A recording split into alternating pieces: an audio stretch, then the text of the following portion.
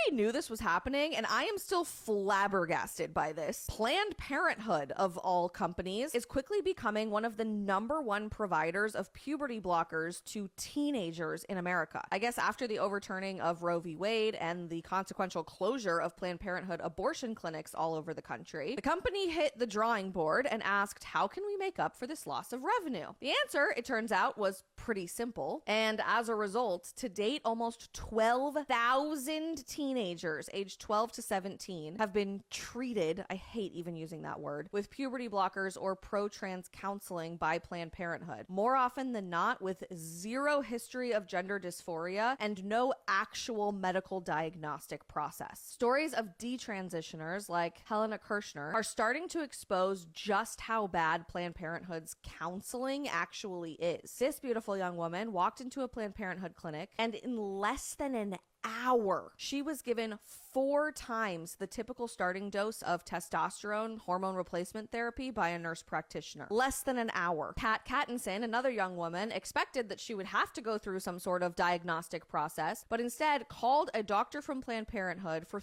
30 minutes on the phone and was given a prescription for testosterone. 30 minutes. When you also consider that Planned Parenthood is probably the #1 author of sex ed curriculum in our country today, influencing millions upon millions of young men and women in conversations about gender identity at school every day. How are people not realizing this is literally just a pyramid scheme to indoctrinate kids into thinking I was born in the wrong body, to call these clinics on the phone for half an hour, and to be given prescriptions of these drugs from Planned Parenthood themselves? Reminder, by the way, that this organization receives $700 million from the United States government, taxpayer money, every single year. Turns out you can destroy the family in a whole lot more ways than just abortion. And this organization is committed to figuring out how to do it.